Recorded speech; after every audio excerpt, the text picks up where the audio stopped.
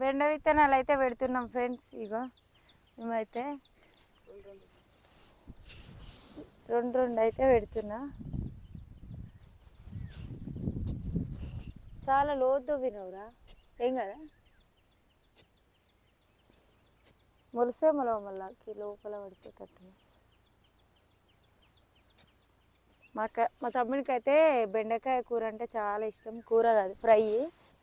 నాకైతే బెండకాయ చాలా ఇష్టం, కానీ కూర అయితే అస్సలు ఇష్టం లేదు, ఉండదు. చారు అంటే ఇష్టం ఉంటుంది, మళ్ళీ బెండకాయ చారు.